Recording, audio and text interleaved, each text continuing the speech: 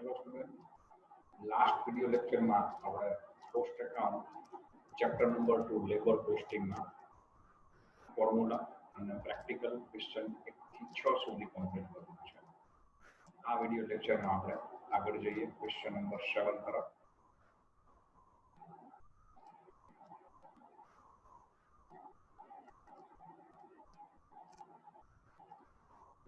Question number 7 તમારી PDF ફાઇલમાં તમે ઝેરોક્સ ચેક કરાવેલી હશે એમાં તમારે ક્વેશ્ચનમાં ધ્યાન આપવાનું છે।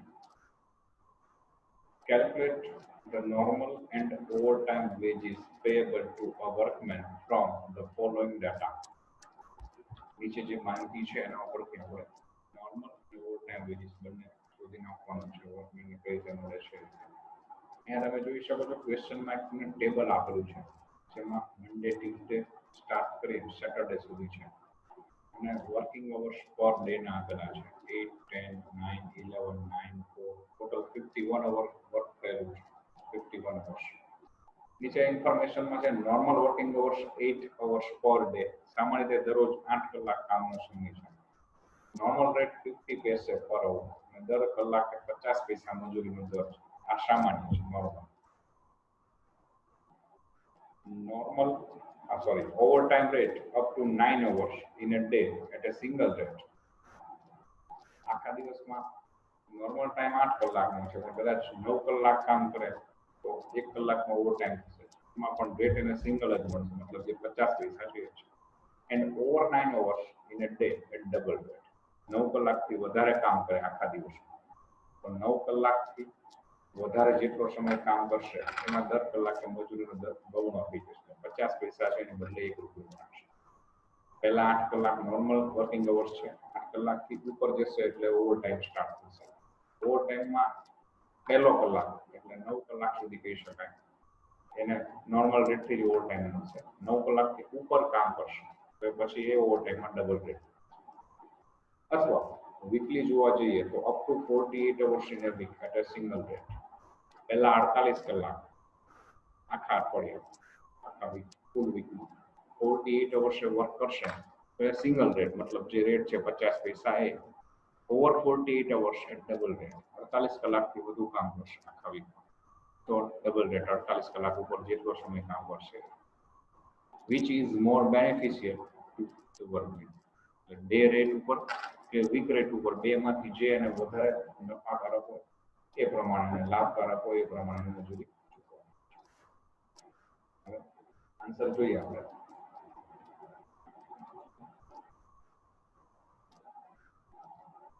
ક્વેશ્ચન નંબર 7 સૌથી પહેલા તો calculation of normal hours and overtime hours.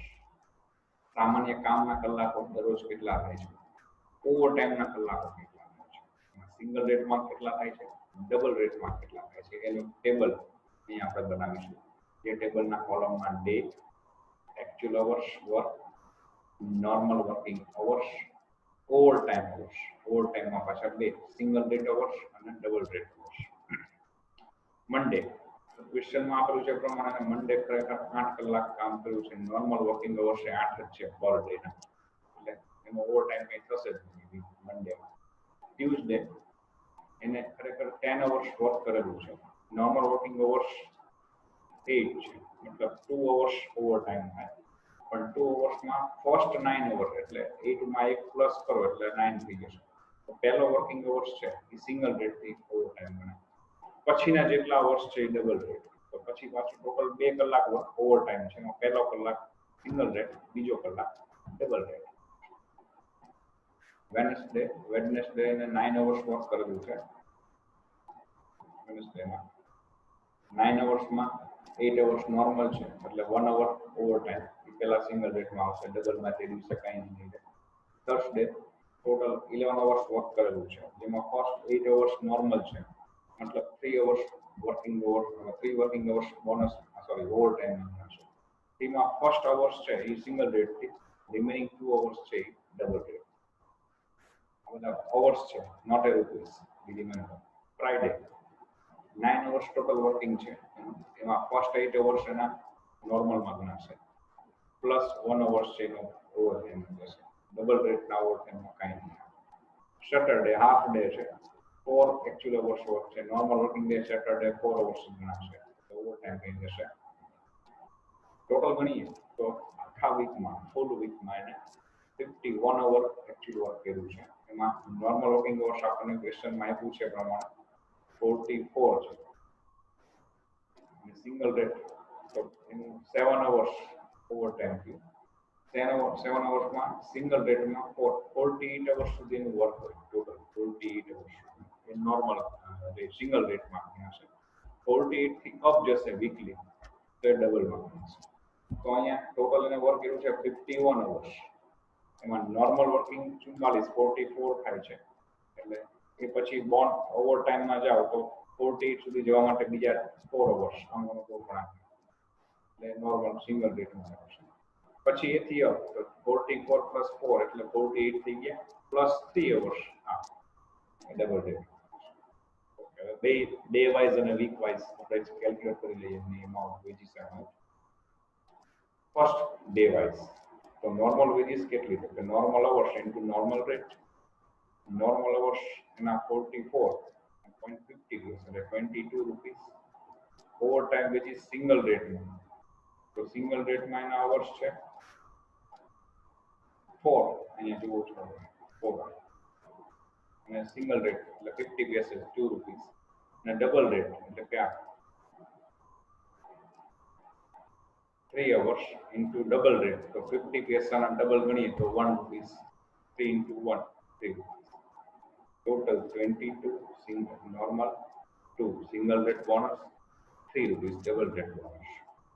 Overtime bonus means overtime. તો અહીંયા એના 27 રૂપીસ ટોટલ વેજીસ થાય આખા વીકનું, નોર્મલ પ્લસ ઓવરટાઈમ બંનેથી. આ બંને ઓવરટાઈમ છે 2 અને 3 રૂપીસ. 22 નોર્મલ છે. વીક વાઇઝ જોવા જઈએ તો વીકમાં આપણને કીધું છે 48 અવર્સ નોર્મલ કન્સિડર કરવાનું. તો normal hours into normal rate એટલે 48 અવર્સ આપેલા છે આપણને નોર્મલના. 50 પૈસે રેટને 24 રૂપીસ થાય.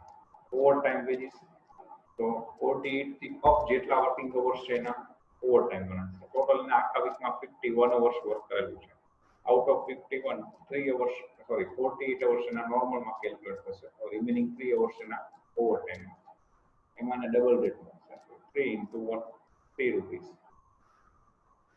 24 પ્લસ 3 27 રૂપીસ.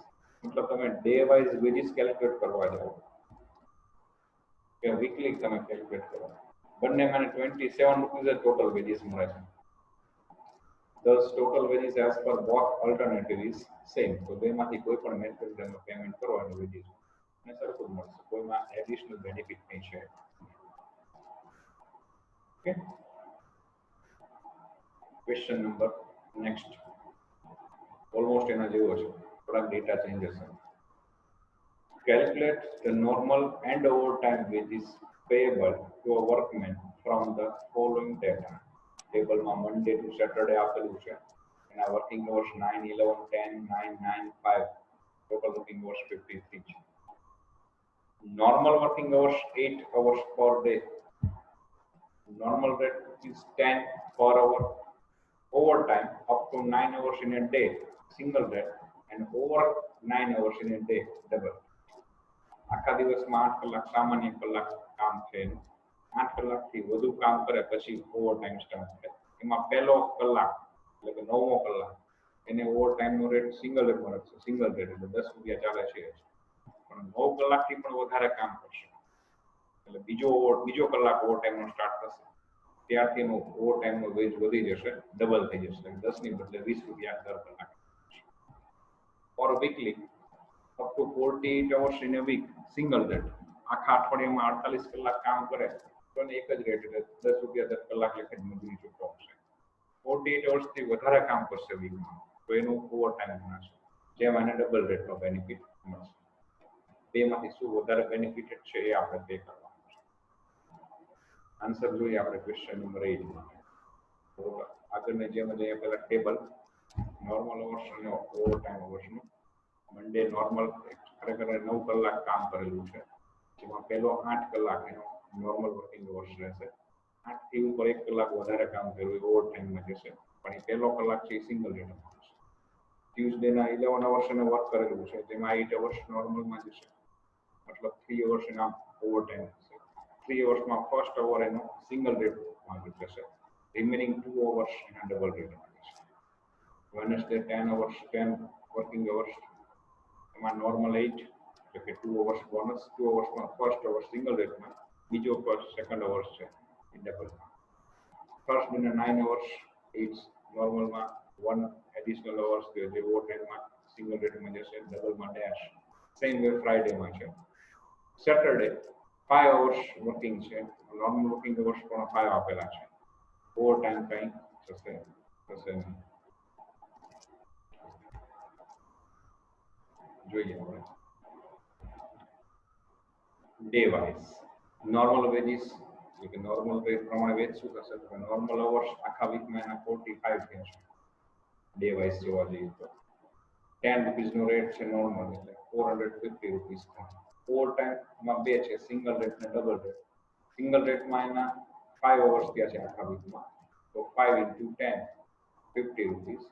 ડબલ રેટમાં ટોટલ 3 અવર્સ થયું છે, 3 અવર્સ × 20 રૂપીસ એટલે 60. So normal 450 plus overtime, 50 and 60 total 110 overtime. Overall થશે 560 rupees in wages. Day wise working hours પ્રમાણે આપણે આપીએ તો વીકલી બેઝ ઉપર ગણીએ તો normal hours into normal rate, વીકમાં 48 અવર્સ વર્ક કરે નોર્મલ ગણાય છે, તો 48 hours into 10 rupees is equal to 480. Overtime veggies, તો ઓવર ટાઈમ એનો 48 થી અપ જે છે ઓવર ટાઈમ છે, ટોટલ આખા વીકમાં એને 53 અવર્સ વર્ક કરેલું છે. 53 માંથી 48 નોર્મલમાં જશે, તો રિમેનિંગ 5 અવર્સ એના ઓવર ટાઈમમાં જશે. 5 અવર્સ એમાં રેટ ડબલ થઈ જશે, 20 રૂપીસ વીકલી બેઝ. તો 5 × 20 100 રૂપીસ, તો 480 normal plus 100 over time, total 580 rupees એને વેજીસ મળે. તો બે માંથી જોવા જઈએ તો ઓપ્શન 2 જે છે વીકલી બેઝ, એમાં એને 20 રૂપીસ એડિશનલ વેજીસ મળે છે, તો એને વીકલી બેઝ ઉપર એને વેજીસ પે કરવું જોઈએ. 580 rupees veggies should be pad.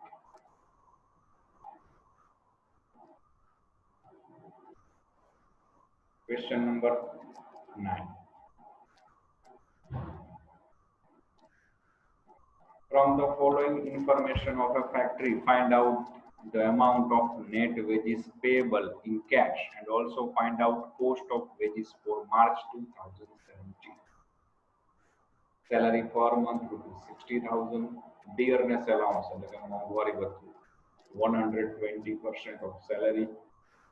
Total amount deposit to PF. PF એટલે Provident Fund, ₹12,000. Total amount deposit to ESIS, Employee State Insurance Scheme, ₹4,500. Expenses on amenities to employees, કર્મચારીની સુવિધાઓને લગતા ખર્ચા, ₹4,000.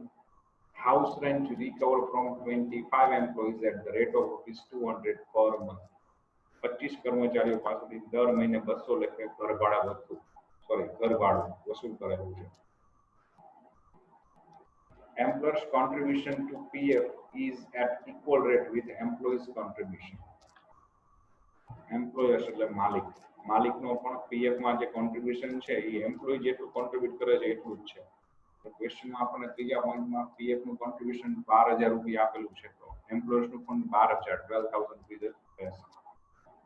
While the ratio of employers and employees, 12,000 total આપેલું છે, my mistake, total આપ્યું છે, તો 6,000 એમ્પ્લોય અને 6,000 એમ્પ્લોયર નું ગણશે. While the ratio of employers and employees share into the contribution of to ESIS is 2:1. ESI નું total contribution 4500 રૂપિયા છે. આમાં એમ્પ્લોયર અને એમ્પ્લોયી નો રેશિયો 2:1 છે. 4500 ને 2:1 માં ડિવાઇડ કરશો, 2 શેરિંગ માં જે આવશે એ એમ્પ્લોયર માલિકનું કોન્ટ્રીબ્યુશન આવશે, 1 શેરિંગ માં જે આવશે એમ્પ્લોયી કર્મચારી. ઓકે, આન્સર જોઈએ આપણે. Question number 9. Statement showing actual wages paid to employees. ખરેખર કેટલી મજૂરી એમ્પ્લોયી ને ચૂકવશે. બેઝિક સેલેરી 60,000 આપેલી છે, એમાં પ્લસ ડિયરનેસ એલાઉન્સમાં વળી વસ્તુ એમાં ઉમેરાય, it is a part of your salary. તો 120% ઓફ સેલેરી કીધું છે, તો સેલેરી 60,000 છે એના 125% મલ્ટિપ્લિકેશન કરો એટલે 75,000 રૂપીસ થાય. બેઝિક સેલેરીમાં એડ કરો એટલે એને ટોટલ સેલેરી થાય 1,35,000. એમાંથી ડિડક્શન્સ એના પગારવાળી શું કપાશે? તો પહેલા તો એમ્પ્લોયનું contribution to PF, employees contribution to PF એનો પ્રોવિડન્ટ ફંડમાં ફાળો કર્મચારીનો પોતે. તો ટોટલ કોન્ટ્રીબ્યુશન 12,000 આપણને આપેલું છે, પણ એમાં એમ્પ્લોયર અને એમ્પ્લોયનો ઇક્વલ રેશિયો છે, સરખા ભાગે. 12,000 ને ડિવાઇડ બાય 2 એટલે 6,000 એમ્પ્લોયનું પોતાનું કોન્ટ્રીબ્યુશન જેના સેલેરીમાંથી કટ થશે. Same way employees contribution to ESIS, employee state insurance સ્કીમમાં એનું કોન્ટ્રીબ્યુશન તો ટોટલ 4,500 આપેલું છે, જેનો રેશિયો 2:1 છે. એમ્પ્લોયની શેરિંગમાં 1/3 આવશે, 2:1 એટલે 1/3 આવે છે. તો 4,500 રૂપીસના 1/3 કરીએ તો 1,500 ઈ કોન્ટ્રીબ્યુશન એનું ESIS માં જશે. પછી recovery of house rent, employ પાસેથી હાઉસ રેન્ટ ઘર ભાડાનું વસૂલાત કરે છે કંપની. તેમાં 25 એમ્પ્લોઈઝ છે ને પર એમ્પ્લોય 200 રૂપીસ રિકવર કરે છે. તો 2,500 into 200 એટલે 5,000 રૂપીસ હાઉસ રેન્ટ રિકવરી થશે. ટોટલ કોન્ટ્રીબ્યુશન કે ડિડક્શન્સ એમની સેલેરીમાંથી 12,500 થશે. તો 1,35,000 ની સેલેરી મળવા પાત્ર છે, એની સામે 12,500 એમનું કોન્ટ્રીબ્યુશન કે ડિડક્શન્સ એમની સેલેરીમાંથી થશે. લેસ કરીએ તો એમને એકચ્યુઅલી કેશ એમના હાથમાં સેલેરી આવશે 1,22,500 એમ્પ્લોયીને કેશમાં મળશે.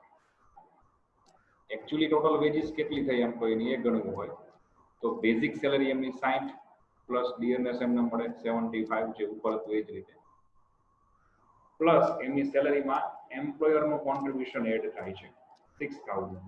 12,000 ટોટલ છે, એમાં અડધું એમ્પ્લોયનું હોય, અડધું એમ્પ્લોયર એડ કરે એટલે એકચ્યુઅલી ઓવર એટ લાસ્ટ સૌથી છેલ્લે મળે તો કોને? એમ્પ્લોયને જ મળે 6,000. Employers contribution to ESIS, ESIS માં 4,500 છે, એના 2:1 નો રેશિયો એટલે 2/3 શેર એમ્પ્લોયરનો છે. એ કેલ્ક્યુલેટ કરીએ એટલે 3,000 રૂપીસ એમ્પ્લોયર એમ્પ્લોયીના ડેટ એકાઉન્ટમાં એડ કરશે. અને expense on amenities to employees, કર્મચારીની સુવિધાનો ખર્ચો માલિક ભોગવે છે 4,000. તો ટોટલ આ બધી વસ્તુ એમ્પ્લોયીને અમુક વસ્તુ કેશના ફોર્મમાં મળશે, અમુક એના એમ્યુનિટીઝના વેજ ઉપર મળશે. ટોટલ એની 1,48,000 કોસ્ટિંગ આવે.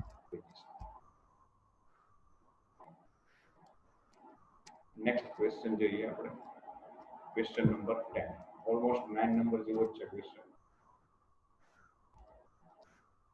From the following information of a factory, find out the amount of net wages payable in cash and also find out cost of wages for March 2007. Salary per month 24,000, dearness allowance 125% of salary, total amount deposit to PF rupees 4,800, total amount deposit to ESIS 1,800, expenses on amenities to employees 1,600, house rent recovered from 5 employees at the rate of rupees 400 per month. Employees contribution to PF is at equal rate with employees contribution. PF નું contribution છે જે total 4800, એમાં employee અને employer એટલે કે કર્મચારી અને માલિક બંનેનું સરખા ભાગ. While the ratio of employers and employees share into the contribution to ESIS is 2:1. ESIS માં જે કોન્ટ્રીબ્યુશન છે ટોટલ ડિપોઝિટ એમાઉન્ટ 1,800 છે, એમાં એમ્પ્લોયર અને એમ્પ્લોયી એટલે માલિક અને કર્મચારી વચ્ચેનો કોન્ટ્રીબ્યુશન રેશિયો 2:1 એટલે 1,800 માં 2 ભાગે જે થશે એ માલિકનો ફાળો હશે, 1 ભાગે જે થશે એ કર્મચારી. ઓકે, એનું આન્સરિંગ જોઈએ આપણે. તો સૌથી પહેલા statement showing actual wages paid to employees. Basic salary 24,000 plus dearness allowance basic ના 125% છે એટલે કે 24,000 ના 125% it will be 30,000. સેલેરીમાં એડ કરીએ તો 54,000 રૂપીસ એની ટોટલ સેલેરી થાય. આઉટ ઓફ 54,000 એનું ડિડક્શન થશે, કોન્ટ્રીબ્યુશન લેસ થશે. ફર્સ્ટ કોન્ટ્રીબ્યુશન પીએફ માં છે 4800, એમાં એમ્પ્લોયીનું શેરિંગ ઇક્વલ છે હાફ, તો 2400 રૂપીસ એ ડિડક્ટ થશે. પછી કોન્ટ્રીબ્યુશન ટુ ESIS નું શેરિંગ એનું 1/3 થશે, 2:1 ના રેશિયોમાં છે, તો 1800 ને 2:1 એટલે 1 શેરિંગ જે છે એ એમ્પ્લોયીનું છે, એ લેસ કરીએ તો 600 થશે. Recovery of house rent, 5 employees પાસેથી 400 રૂપીસ પર મંથ રિકવર થાય છે, તો 2000 રૂપીસ હાઉસ રેન્ટના રિકવર થશે. ટોટલ ડિડક્શન 2400, 600 ને 2000, આ ત્રણનો ટોટલ કરીએ એટલે 5000 રૂપીસ ટોટલ ડિડક્શન સેલેરીમાંથી થશે. તો 54 માંથી 5000 લેસ કરીએ એટલે એમ્પ્લોયીને કેશમાં વેજીસ આટલી પે થશે by company or by employer 49,000.